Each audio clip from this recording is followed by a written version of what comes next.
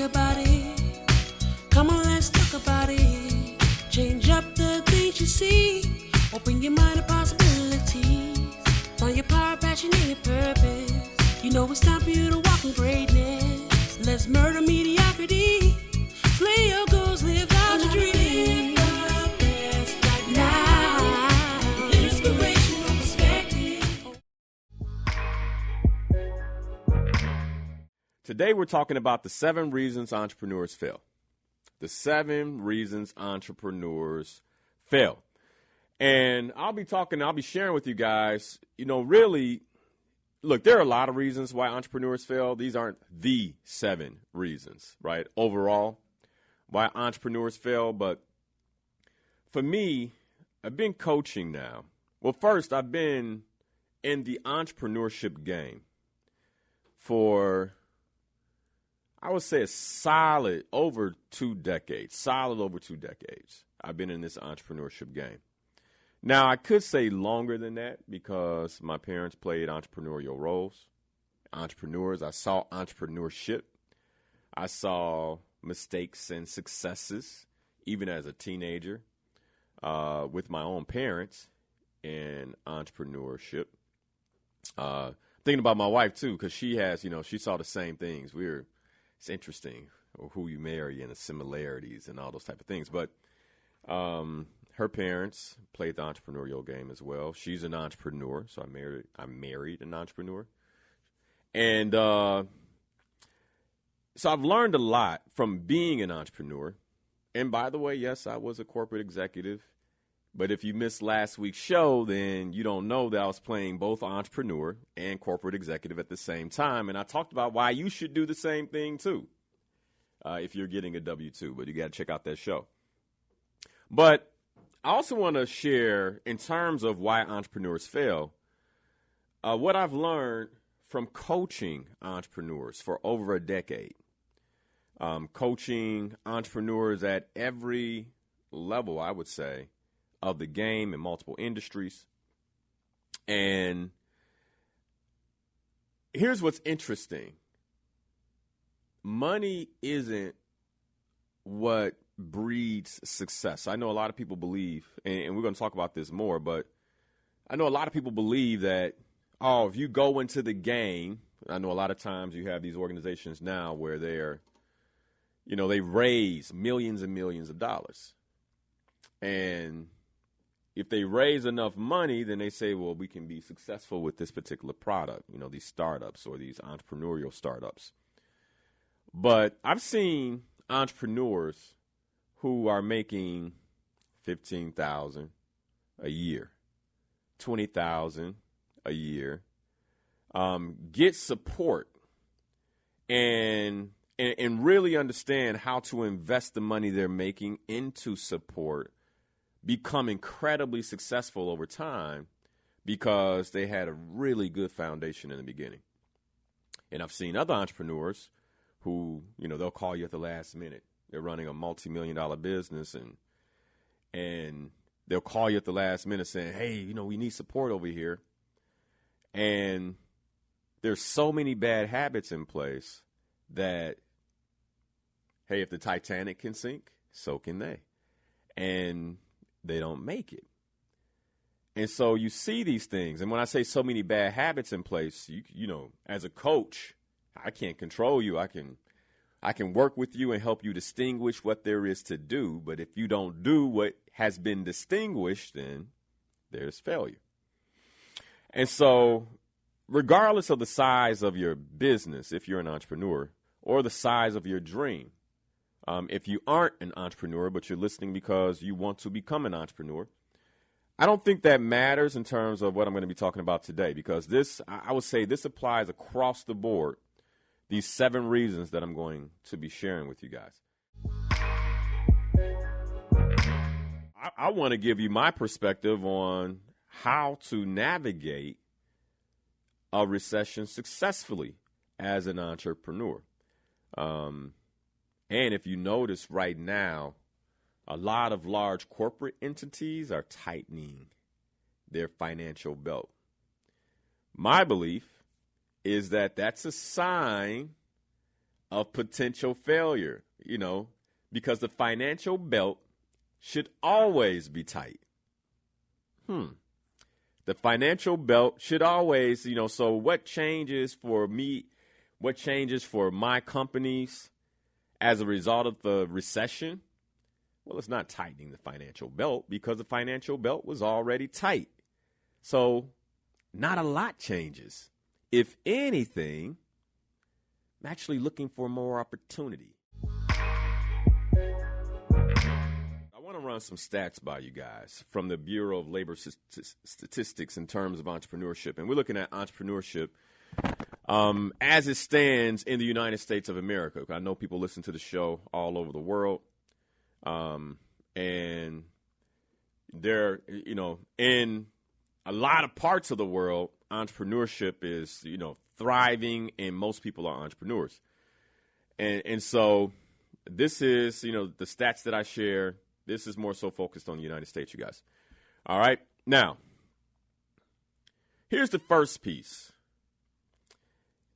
According to the Global Entrepreneurship Monitor, there are about 31 million entrepreneurs in the United States. And so you look at the overall population of the United States, that makes up about 16% of the adult workforce.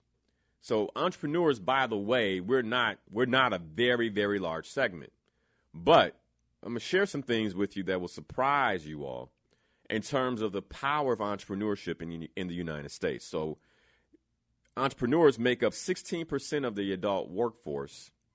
But if you didn't know this, we employ quite a few. You're going to be surprised how many people entrepreneurs employ in the United States of America, making up only 16% of the adult workforce, but we employ quite a few. Now, the other thing is, and this is why this should matter to you, because you may be working for an entrepreneur. You might want to see these signs early. Be like, man, I don't know, my boss might need to look for a new job, right? I mean, because let's be clear, entrepreneurs have a lot to do with the success or the lack of success in the financial markets, within gross domestic product, and all the things that are measured for a recession. And so this recession wasn't just caused by Fortune 500 businesses. Or the result of the lack of ability of Fortune 500 businesses to sell. This is across the board, entrepreneurs and all. Okay? Now, more data from the Bureau of Labor Statistics shows that approximately 20% of new businesses fail during the first 2 years of being open.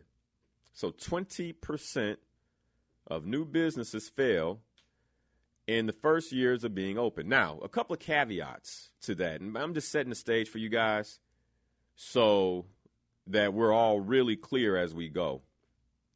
But if you listen to last week's show, then it would make sense, you all, that only 20% of these businesses, or it would make sense to you that 20% of these businesses are failing in 2 years. Because one of the things I talked about was going into business for yourself with a multi-level marketing business. And with a multi-level marketing business, if you take losses, if you're, working in corporate America, you have a W-2, and you joined the multi-level marketing business based on the advice I gave last week, then you can only run that for 2 years before the IRS says you've taken heavy losses. This is not really a business. And so we're no longer accepting write-offs on this business, right? And so that could be pushing this number too, because I would have been one of those people back in the day with a W-2 who ran a business for 2 years into the ground and then started another one, okay? Because I was looking for tax write-offs, and we talked about that last week. Now, so we got to keep that in mind in many ways, that this is, this is a heavily influenced factor for likely this number that's not being disclosed. And I just want to put that out there, okay? So we understand how these numbers are working, because sometimes, numbers can be misleading. Now, all right, so 45% of businesses fail during the first 5 years. Now we're entering another, this is another I don't have the same caveat as that first 2-year number. 45. So that means almost half of businesses fail within the first 5 years. That's it's interesting, and it's a bit scary for the potential entrepreneur. And here's the reason why, because it's typically in that third year that a person, if you are working it as a job, a side hustle, that third or fourth year where people say, I can do this, and you might leave the job. And hearing just under 50% fail within the first 5 years can be jarring. And again, I'm going to talk about this, and I talked about this with my Slave Goals members this past week, Thursday night. But one of the reasons, I'm just dropping this in, this is not one of the reasons businesses fail that I have in terms of the top 7, but I'm dropping this in. I believe one of the reasons a lot of businesses fail within the first 5 years, especially those that were started as side hustles and you were an employee, is because if you don't build the right habits as an employee, when you completely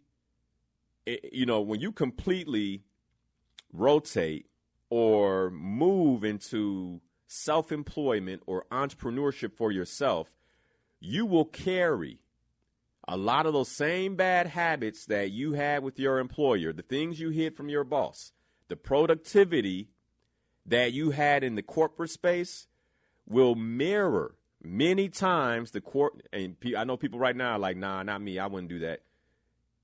Habits die hard. Habits die real hard, okay? And so many of the habits that you built working for someone else, you will take into working for yourself. And so I believe this is one of the reasons like people start to make that transition, but you're not used to working hard. You're not used to staying completely focused. And this is not one of the 7 reasons, by the way, but I do believe this fits into this number, 45% during the first 5 years. And then 65% during the first 10 years. Okay? Only 25% of new businesses make it to 15 years or more. Only 25% of new businesses make it to 15 years or more. So that's compelling. That is, that should, if you plan on moving to entrepreneurship, remaining an entrepreneur, because I know a lot of us have goals and thoughts and ideas and dreams on being an entrepreneur, that only 25% make it to the 15-year mark. 25%. All right, so what's the one thing that changed in the 90s that I believe is holding these stats where they are? The internet. So this is right here. And by the way, before this, I believe it was the numbers were even higher. Okay. So in my opinion, this is just my humble opinion. In my opinion, there is no better time in the history of the United States to become an entrepreneur. If you're willing to, I'm going to talk about these 7 things. There's no better time to become an entrepreneur than now, especially with how much reach you have. Like I said, even now I'm not just talking to you guys. There are people who are listening all over the world. All over the world, okay? For some of them, I get emails sometimes from folks who it's nighttime. They're waking up in the middle of the night to catch it live, okay? So, we didn't have that reach back in the 80s. You just didn't have that kind of reach. And now, as a single entrepreneur, a single personality, my business can reach somebody on the other side of the world, which is a beautiful thing. I've had clients I've worked with in parts of Europe. I've had clients I've worked with in Australia, which is like literally the other side of the world. I've had clients from all over the world, because that is the type of business environment that we live in. One of the questions you should ask yourself, and by the way, there's nothing wrong with running a local business. There's some businesses that you just can't touch people like that because you provide a service right here. And you can still be incredibly successful that way as well. The beauty of the internet is that now people used to have to pass, but I didn't know that was. Now you can show up in their phone. Guess where I am? Now, we talked about businesses failing, but what about their profitability? Because some folks, they might be here. Like, I've been here 20 years, but all 20 years, they've been holding on by a thread. I mean, they've been in the storm all 20 years financially. They still here, barely, but they made it. They got, it's our 20-year anniversary. We barely made it, right? They won't tell you that. But in many ways, they barely made it. Why? Check this out. Here's why. Because only 40% of small businesses yield a profit. Whew. Now, let's be clear. Somebody's like right now thinking to themselves, like, how is that possible? How can you stay in business 20 years and not yield a profit? Well, because most of us are paying ourselves well above what the business can afford. Let me say it one more time. Most of us are paying ourselves. I'm whispering, by the way. Folks, I'm whispering into the mic because people shouldn't know this. But most of us are paying ourselves, we entrepreneurs, much more than a business can afford. And then we can't scale. And because we can't scale, we stay small. And because we stay small, we struggle. Now, why are we paying ourselves more than we can afford? Because we got to keep up with the Joneses. I didn't say it. I didn't say that. Y'all didn't hear that from me. I'm just, that's what's, I mean, y'all didn't, I don't know who said that this morning. Don't be upsetting folks. But that's why businesses, they barely making it. 40% of small businesses yield a profit. 40%. The other 60%, like, what are they doing? And they're paying themselves. They're paying themselves very well. And they can't scale. Okay? Think about this. If you can stay in business for 20 years, for that, because there's businesses out here like that. You can stay in business for 20 years and barely ease by. Like, what tweaks could you have made that would have allowed you to scale to the point, like, because obviously there's a need for the service. Like, you 20 years in. So people need it. Like, so if you scale, if you had just taken some financial sacrifices and properly scaled, where could you be? That's the point. That's going to get to reason number one, businesses fail in a moment here. But about 30%, check this out. So 40% don't even get a profit. About 30% of businesses break even. 30% of businesses break even. All right. While the other 30% lose money. Now, again, let me be very clear here. In some cases, we want to break even for tax reasons, right? So we may be investing, like right now, I'm running a company, and I was on the phone with my partner yesterday, and I'm like, hey, man, we gotta find more ways to, expense things within the business because according to our plan, we do not want to pay any taxes for as long as possible within this business. Now, the way the business is growing, eventually, the way, God willing, we can't help but make a profit and we have to pay taxes, right? But for now, it's like, hey, what else? I'm like, okay, you know what? We're going to install this over here at this property. That's going to cost another $500. Okay, good. Like, let's spend that $500. But by the way, the expenses are all to support the business. We're not paying ourselves. We're setting the business up for scalability. So we're setting it up for when it does make a profit, it's going to be mean. it's going to be me. Let's get into reason number one. Reason number one that I see, I could spend the whole show on this. I'm not, but I could spend the whole entire show on this. And I really hope you all get this.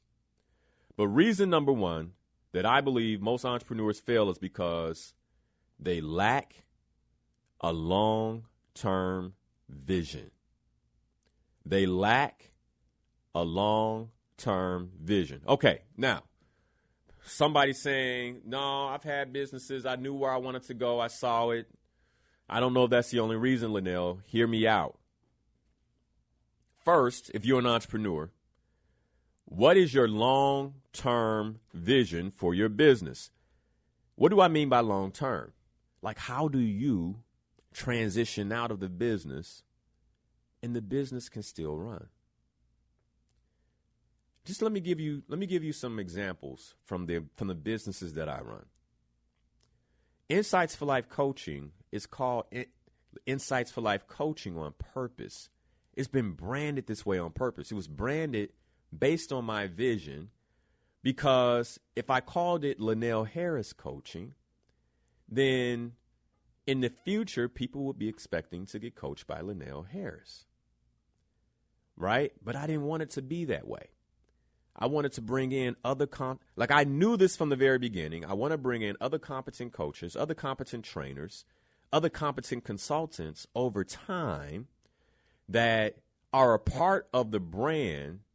So 20 years from now, if I thought to myself, I'm done, I could actually hire a CEO and sit on the board as chair and run my company from far away. Or let someone else run my company while I sat on the board from far away.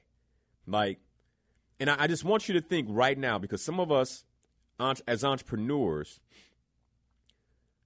do you have an exit plan that still allows you to profit from your business?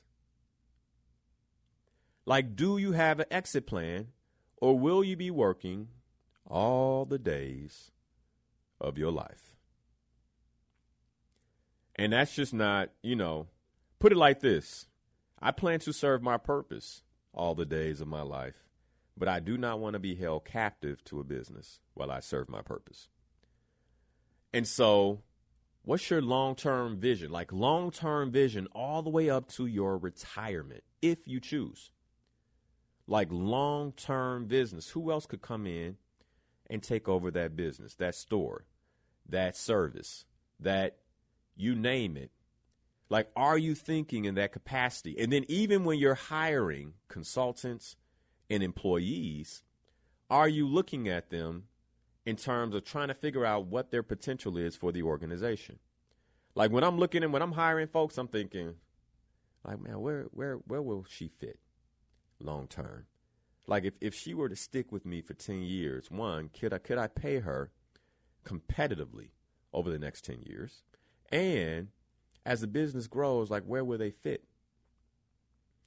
Maybe they won't stay, maybe they'll go.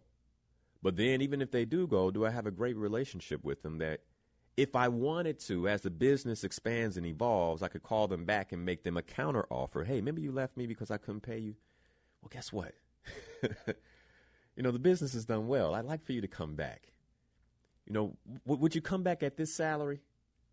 Right? And am I leading in a way where they go, what? Man, yeah, I'll work for Linnell for that much. Right? Because even when I was leading them, I had a long-term vision in terms of the business and what I was looking to create that allowed for me to be the type of leader that people would follow. Long-term vision. Now, here's the other thing, because when you think about long-term vision, it's just not about making money and retirement and things like that. It's also about the value proposition of the organization. So based on your vision, what is your long-term value proposition to the marketplace? And this is one of the reasons a lot of entrepreneurs go out of business, because we're not thinking what can come and disrupt my product, my service. What can come and disrupt? I'm already thinking about can artificial intelligence coach better than me? Like these are things that I'm thinking about. And if it can, how can I turn my coaching into artificial intelligence? Like if it comes like to mass scale, coaching services going for much cheaper than they are today because artificial intelligence is, and I don't believe that artificial intelligence can take the place of a human coach. Not now, at least. But they're trying. Like, let's be clear, right? But I know that about my industry. These are conversations I'm in. I'm going to conferences learning these things. I'm investing in the business so I can continue to think about the long-term value proposition of the organization. All right? The other thing about the long-term vision is it helps you pivot before pivot is necessary. So think about 2020. The word in 2020 was pivot. Everybody was pivoting, right? But when you're looking out into the future and you have a long-term vision, you already see the necessity to pivot before it comes. So you're like, you know what? I can see how this market's going to change in the next 5 years. And I want to be in front, right? So last week I used an example of cleaning service. I'm going to use an example again because I've been in a lot of conversation with this particular person. But, and I'm sure she's listening. But if I'm a cleaning service and I'm like long-term vision, I'm thinking to myself, okay, artificial intelligence and robots, and they got the Roomba that cleans the floor.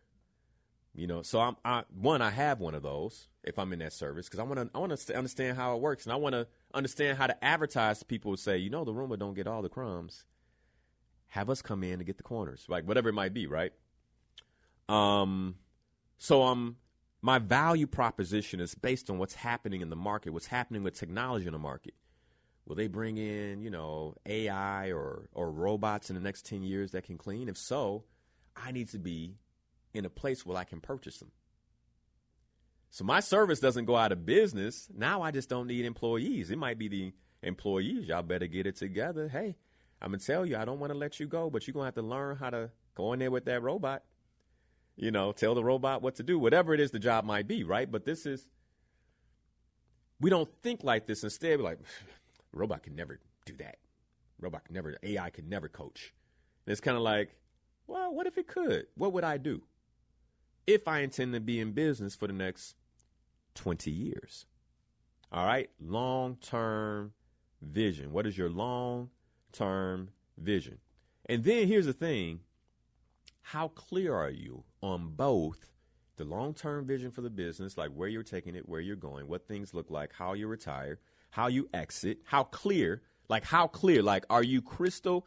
Like for me, I can see it. I'm like, yes, I'm hiring a president and CEO. I know that, right?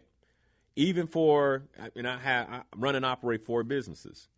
Like for each of those businesses, I'm looking at like, what are the possibilities?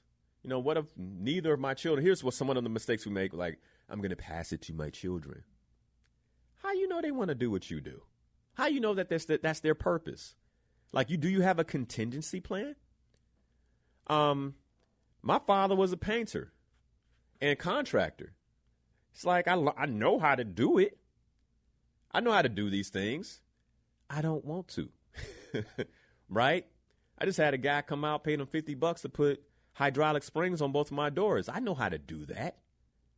I don't want to. It's a different, like, I know how to do it. I don't want to, right? So my father's like, son, you're going to be the next. I'm like, nah, I don't want to do that, right? And if it's like me telling Legend, well, you're going to be a coach. Dad, I don't want to do that, right?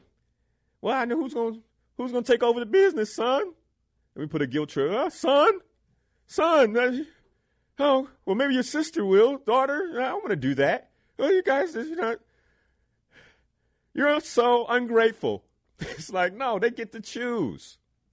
This business took care of you.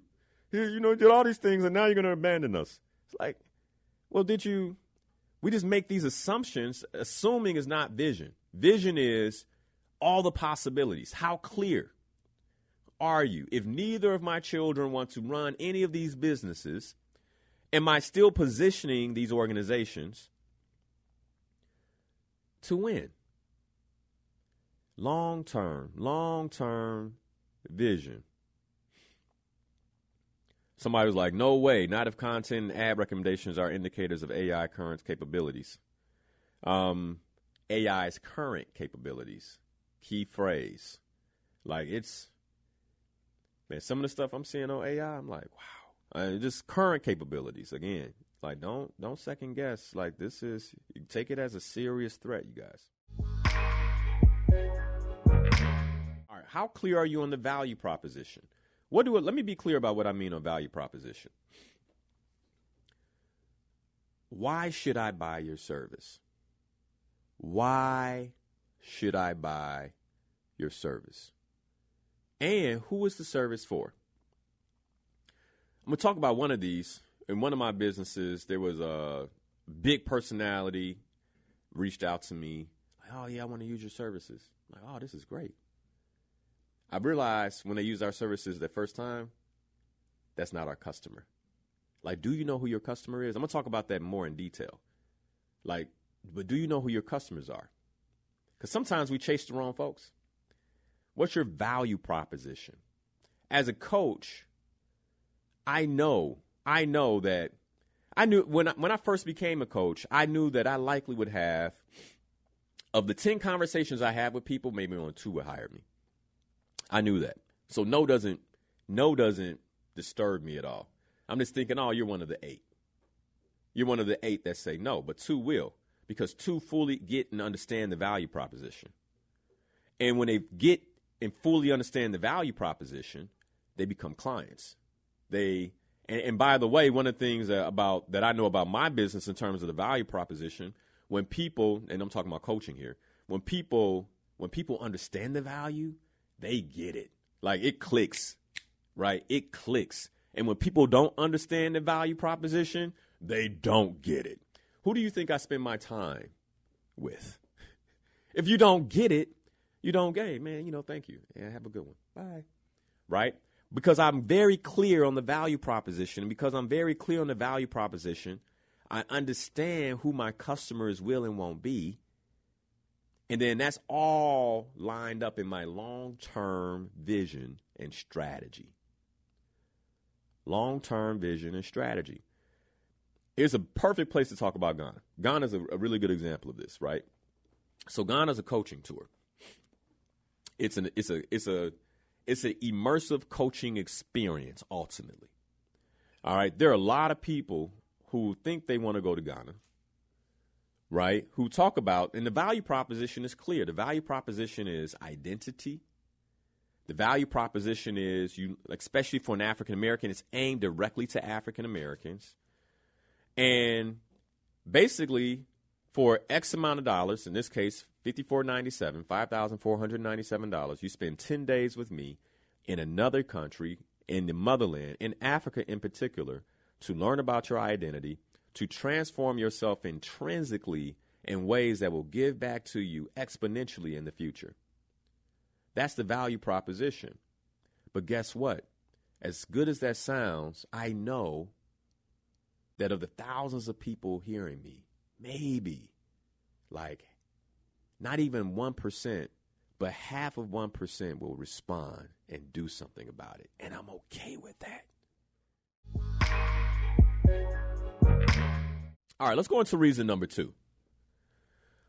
So the second reason I've seen many entrepreneurs fail is because they misunderstand the importance of strategy. Now, vision and strategy are different. Your vision is the picture in your mind for where the business will go and what it will become.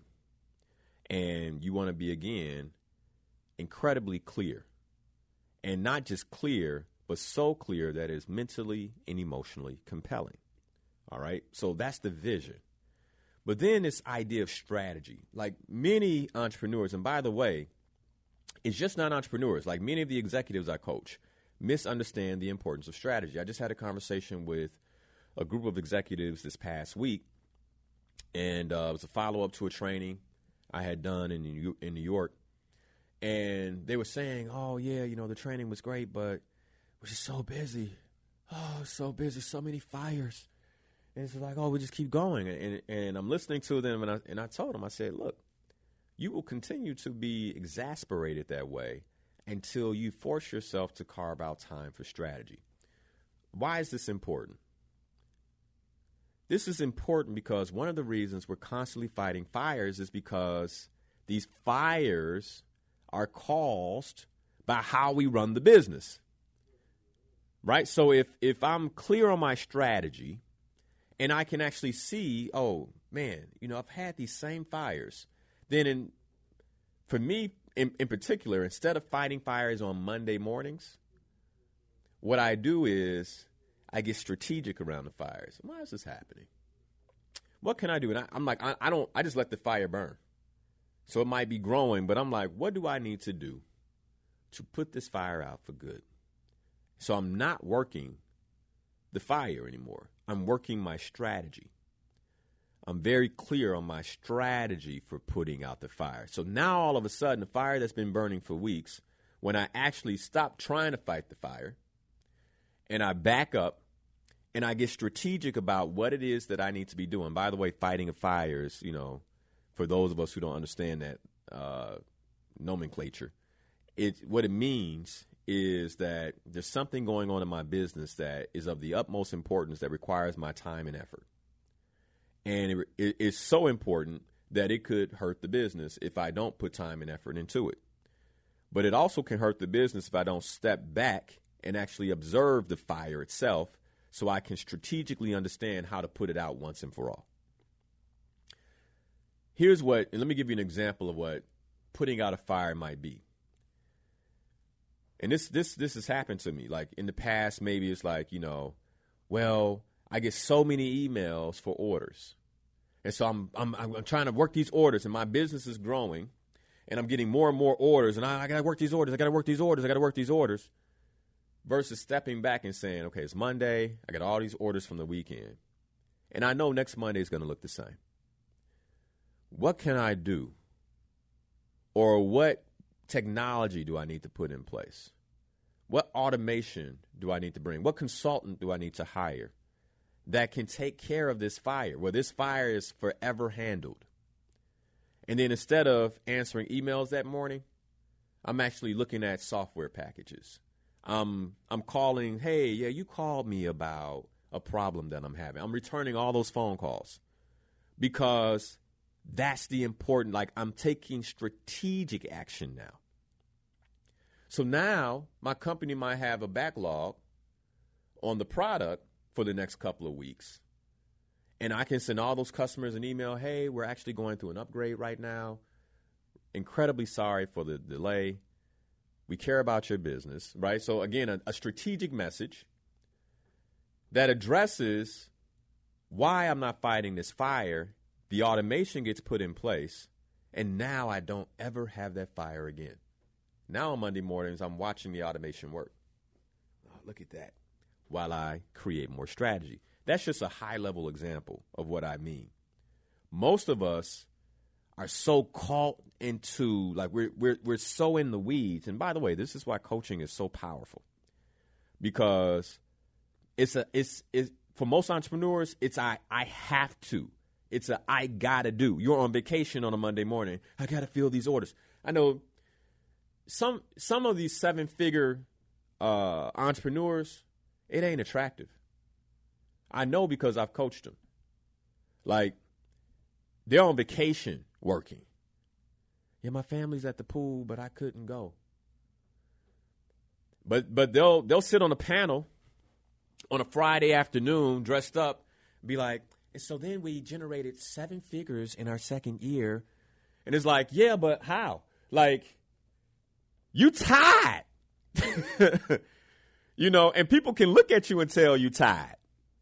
Okay, so yeah, you're you drive nice, but you barely get a chance to drive, right? You got a nice home, but you barely get a chance to enjoy it. Or your home, your new big home is filled with boxes and all types of things because you never have time because you're missing the importance of strategy. So then what happens when you burn out? See, this is the thing. Many entrepreneurs fail not because the business failed, because they burnt out. So now you're in a hospital and the business goes to hell in a handbasket. And there's nothing you can do. I can't even begin to tell you how many stories I've heard from entrepreneurs who failed because the body gave out. And they just lacked the ability to slow down and create strategy. The other thing that strategy helps you with is it helps you understand if you're biting off more than you can chew. Because often with entrepreneurs, it's like there's an opportunity to scale. One of the reasons, I didn't put this stat, but I was reading some articles, and one of the reasons I saw for why businesses fail is because they scale too quickly or too early, right? And they bite off more than they can chew, but the reason they did that is because they didn't understand the importance of strategy. All right, so if we put another office here, what's the strategy? Instead, it's like, I'm going to do it because it's the right thing to do, and I want to get more money. It's like, well, is it the right thing to do? Is it the right time? What's the strategy? One of the things we talked about in terms of, lack of a long-term vision just a moment ago was like paying yourself. Like, what's your strategy? Like, how long can you go paying yourself as little as possible? And by the way, you can live, like, this is the beauty of an entrepreneur, right? Because you can live a good life because you got so many business expenses. The vacation was a business expense. The cars are like, but like, okay, those are taking care of the taxes because you're being strategic. So the vehicle's a tax, that's an expense. But in terms of what you pay yourself, you're like, I'm just going to take this so I can continue to scale. What's your strategy? And then many of us are failing to properly plan. So as my business grows, what's the plan? What's the support plan? How many more people do I need to hire? Do you even know how to slow down and do interviews? Many of us, we want to be so much bigger, but we won't slow down and just like, okay, let me do this interview. Let me stop and actually put a position out, interview for that position, hire the right person, and then build with them. And by the way, you got to train them. You got to support them. Like, all that takes you, like, well, I can't do all that. You lack strategy. Failing to properly plan will sink most entrepreneurs. And Richard Koch says it in his book, The 80-20 Rule. 20% of your time should be given to strategy, especially if you are president and CEO. If you are president and CEO, 20% of your time should be given to strategy. You want to know what that is? That's 1 day of the business week. 1 day of the business week should be given to strategy. Okay, I can't do 1 day. Okay, it's 2 hours, 5 days a week if you work 8 hours. I don't know an entrepreneur that works just 8 hours, by the way. I don't know one.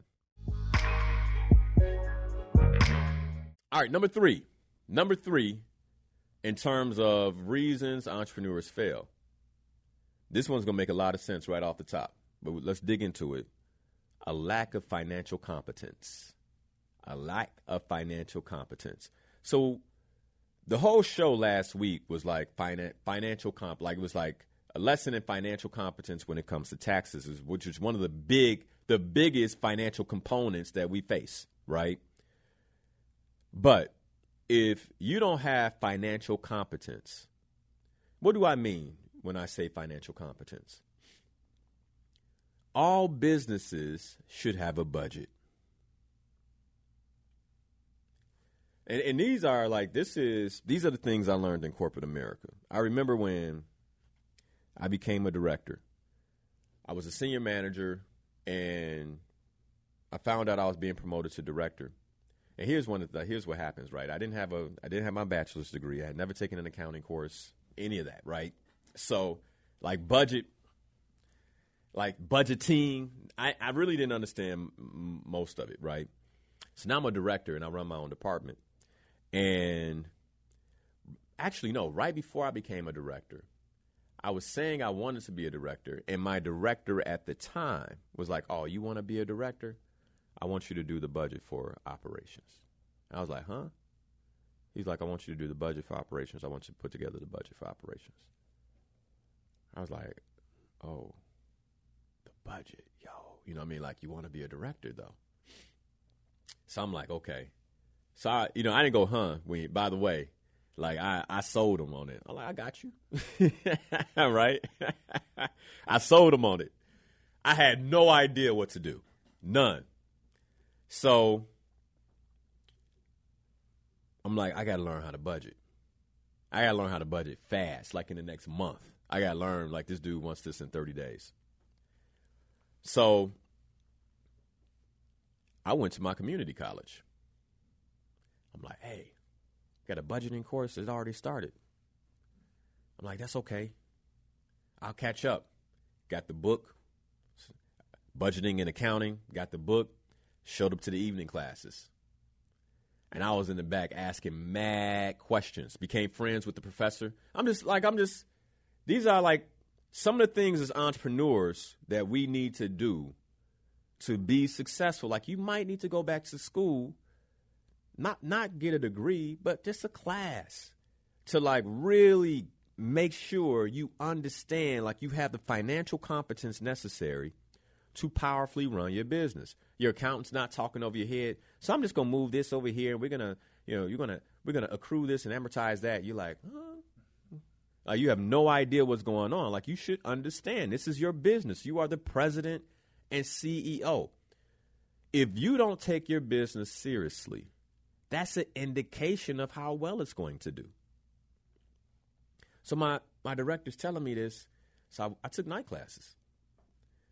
And I don't even know if I passed the course because once I got what I needed, I didn't show back up. I had the book. I had the professor's number. You know what I'm saying? I built out that budget.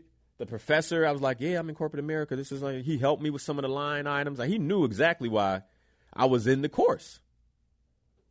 But I learned how to budget in a matter of, I think it was like 2 months. I was able to get the draft in. The draft let my director know, okay, he knows something about budget. Man, here's a few things you need to know, you need to change. He started to develop me. By the second month, I submitted the second, third draft. Bow. Okay, you got it. When I tell you now, as a real president and CEO of my own companies, that's why I can have a conversation with you all about some of the things I talked about last week. Like, because I understand it. But I also have a budget. Insights for Life Coaching has a budget. Inspirational Perspective Publishing has a budget. JQLR LLC has a budget. My household has a budget. Real estate has a budget. Like, it has a budget. We run it. So then, like, there's, before you run into financial squeezes, that the financial squeeze is coming because you got a budget. This is what I meant earlier in the show when I was like, a good entrepreneur already had the financial belt tight. So it's not like, oh, we're in a recession, I gotta tighten the financial belt. No, it's been tight already. Budgeting in a business should be budgeting for salary, budgeting for marketing. Like, many of us aren't growing because we aren't marketing. Budgeting for why can't I say that word? Miscellaneous. I still messed it up. I don't know what's going on this morning. Anyway. I can't, whatever. Melissa, it's bad. I'm not going to even try no more. All right. Y'all know those kind of expenses. All right. And taxes. We talked about taxes last week. All right. Here's the other reason you want to budget. Because a budget helps you cut the fat. So now, as an entrepreneur, I can see where the fat is in my budget because I'm going back and I'm looking at what's going on in my business, right? I'm looking at what's going on in my business, and I can see where the fat is. Well, like one of the areas where I saw fat in 2021 and 2020, 2020 appropriately, was in the area of how much money I spent on books. I spent a lot of money on books, right? In 2020, I read most of them. In 2021, I didn't, right? I read, don't get me wrong, I did not read books, but I didn't read a lot of the books that I bought. So in 2022, I'm like, because I'm assessing all these things, right? It's like, man, that's a lot of money on books. You know what? Read the books you got. Cut the fat, right? Really simple things. Like, these are really simple examples that when you're budgeting, you can see. And some of us have areas of more fat. One of my brothers runs a trucking company. He was telling me, like, his budget for gasoline. Because he has a budget, when gasoline went up, he could see how it was encroaching on other things. You can move it around. You got a spreadsheet. You can literally say, man, my gasoline prices went up 25%. And so where am I going to get that? And then you know where to cut back because it's all in front of you. So I'm going to cut back over here so that way this expense doesn't hurt me, and then I can still make payroll. I can still do all those type of things. And then, financial competence around write-offs. We talked about that. Like, are you writing off a portion of your rent if you're an entrepreneur and you rent? Are you writing off, your mortgage interest and utilities if you own a home? Like, again, these are just, and do you even know? Like, one of the conversations I'm having with my accountant is, all right, going into 2023, I told you my wife and I were looking for a home. Like, so how does that change our taxes? Like, we're in that conversation right now. One of the reasons, the fourth reason I believe entrepreneurs fail is because they're not an expert in their market. They're not an expert. Now, let me say this, because expertise in your marketplace doesn't just come down to the competence of understanding your industry. It's also about, market research. Again, what are the hottest value propositions that your competitors are sharing? Are you even friends with some of your competitors?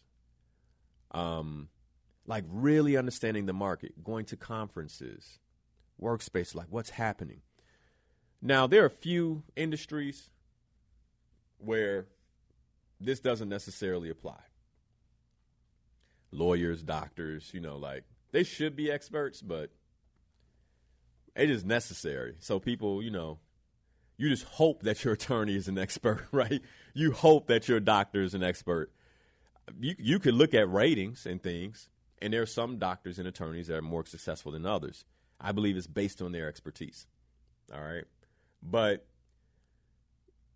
when you get outside of the realm of, like, these industries that are absolutely necessary, and this is why, most immigrant parents tell their children, you got to be a doctor, you got to be a lawyer, you got to be, because they know, like, man, you get in that field, you're off and running, right? They're not like, you got to be a coach, because they know some coaches ain't eating. Like, I don't want to set you up like that. And it's true. Like, some coaches aren't eating. All right. So being an expert in your market, the coaches who are eating, by the way, are experts in their market. Like, they understand the marketplace. They understand the needs of the marketplace. They understand what they need to do to keep their competence high in the marketplace. They're constantly learning. They're constantly pushing themselves. They're constantly looking for where the next disruption will be.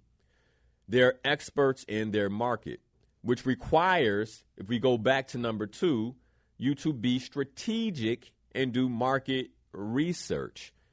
It requires that you have long-term vision so you even know what your value proposition is, and you're able to match your value proposition up against other people in your industry's value proposition. You can learn more from your competition about your business than anywhere else. So I pay attention to Tony Robbins. Like, what is he talking about? What is he doing? What is he selling? Tony Robbins advertisement comes up in my feed. I take the time to watch. Even I can't watch it right then. I'll take the time to watch it. I'm like, okay, I ain't trying to do that per se, but I want to understand why. So why is he doing that? Where is he going with that? Like right now, he's selling the course. I'll tell you what he's doing right now. He's like, recession is coming. Winter is coming. You know that voice? Winter is coming, and are you prepared? Right? So he's selling people on fear in some ways. Right? I'm not with that. I prefer to sell you on aspirationally what you can create. But I see what's happening in the marketplace. I'm like, all right, so coaches are leveraging this recession thing. Like, oh, you better get ready, Be afraid, be very afraid. If you don't have my coaching, you will fail. Like that's kind of like the marketing. That's the marketing lane right now in my industry. Okay. And you want to know my value proposition? Stay ready.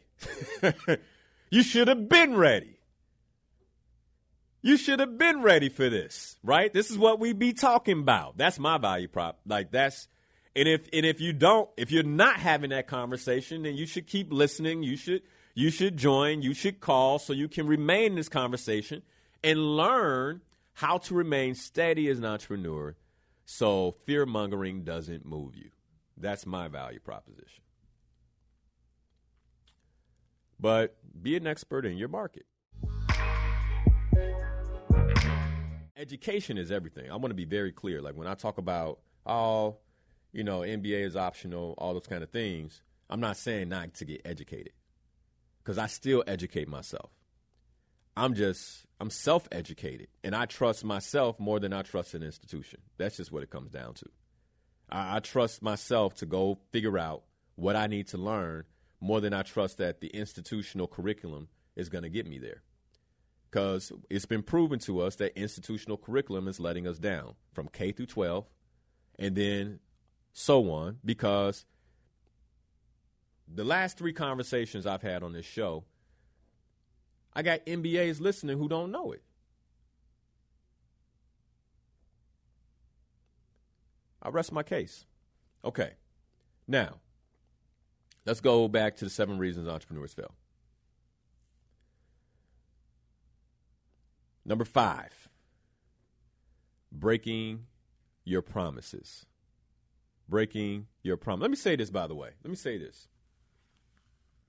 In terms of the really, really successful entrepreneurs that I know, most of them are highly, if they do have a graduate degree, right? Like let's take Finn, who's a lawyer, right? He's got a JD.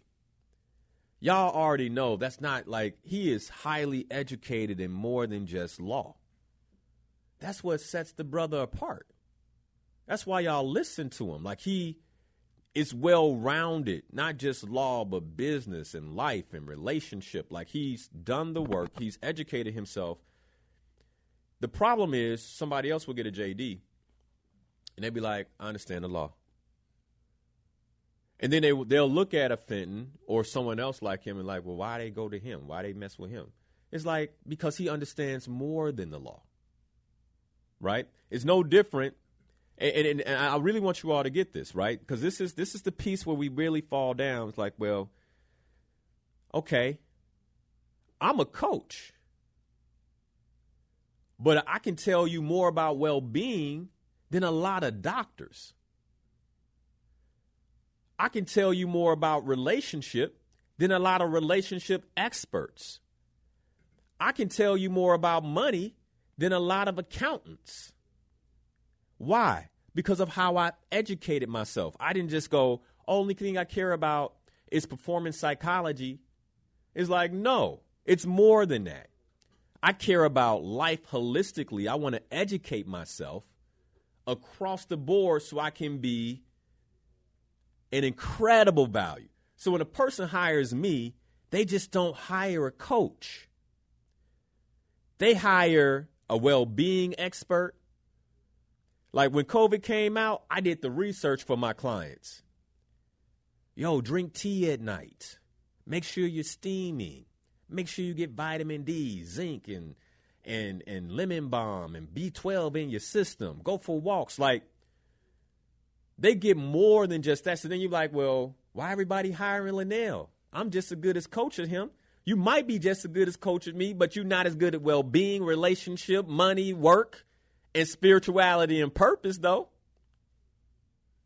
That's what sets me apart. And it's proven, right? I'd be like, hey, I tell you all the time, like, don't believe me, go check it out. Go check it out. So this is, like, in terms of value proposition, why I say you have to know your value proposition. So number 5, breaking your promises. Let's talk about this. Man, if you're an entrepreneur, all you have is your brand and your word. You have your brand and your word. And I'm going to tell you something. The market is in desperate need of entrepreneurs who do what they say they're going to do. The marketplace, let me tell you this right. Like, if you want to differentiate yourself, it's simple. It's really quite simple. Because the marketplace is in desperate need of entrepreneurs who do what they say they're going to do. If I'm going to make you a dozen muffins, banana nut, banana walnut muffins, that's what I do. They're going to be golden brown and moist. I'm going to have them to you at 9 o'clock on Sunday. You know what I got to do to be successful? Just do it. Make a dozen banana walnut muffins that are golden brown and soft and warm and deliver them to you by 8:50 a.m.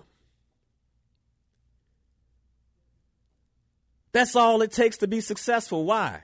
Because in our day, it's like on social media, man, Harris Bakeries just brought these beautiful brown, warm banana walk. Everybody, you should check them out. Got them here 10 minutes early, too. Takes a bite. Man, who is that? He keeps his word. He keeps his word. Let me tell you, I honestly believe the reason entrepreneurs don't keep their word is because they're liars. They're not liars. That's not it. That's not it. One, they lack strategy, so sometimes they bite off more than they can chew. All right. But the other thing is, some of us don't know when to say no. We don't know when to say no. So let me give you an example of what I mean.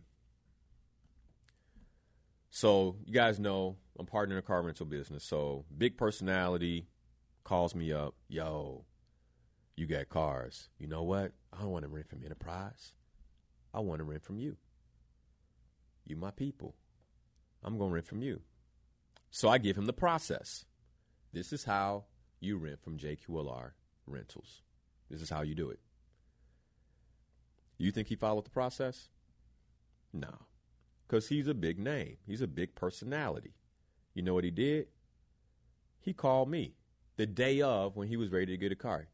Hey, Linnell, can you have the car at O'Hare for me this evening? Nah, man. No. What do you mean? I wanna patronize your business. That's not the process.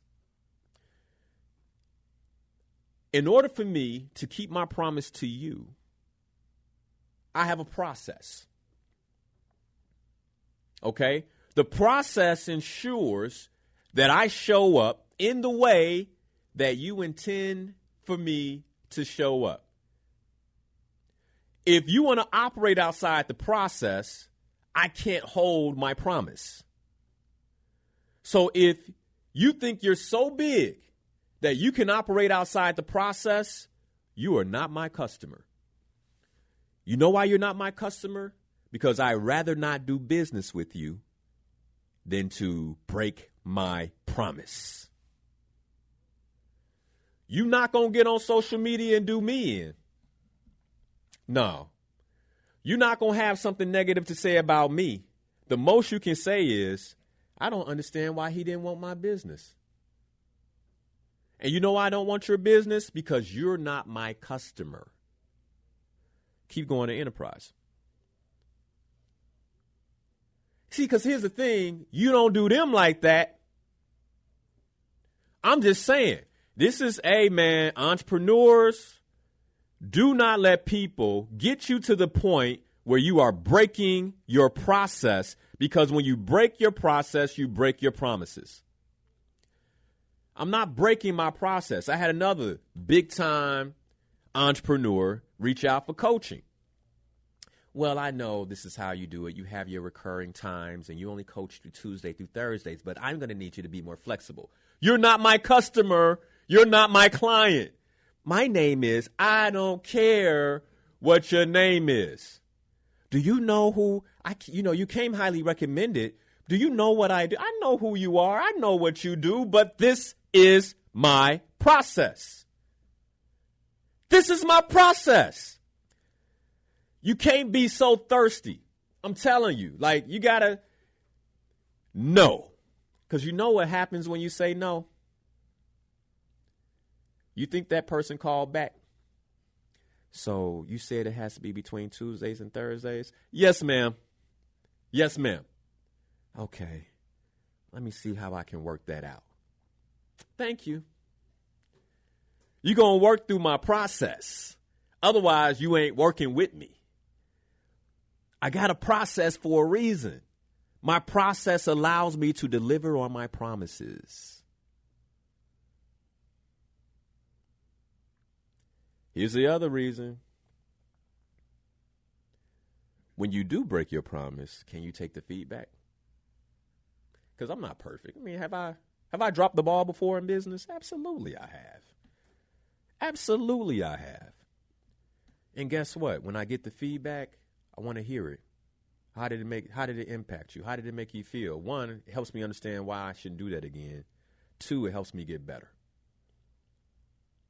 It helps me get better.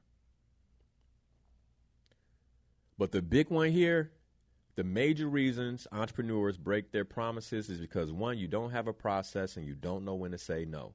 You can't be thirsty. You can't be thirsty. Oh, my God. Even if it's me. If I call and I'm like, yo, I need you to do X, Y, and Z. Well, Linnell, let's go back to the cleaning service. Perfect example. So I call her up. And I'm like, hey, I need X, Y, and Z. She's like, okay, fill out this form.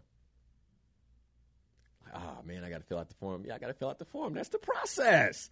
I filled out the form. Did I want to be special? I wanted to be special. Yes, I wanted to be special.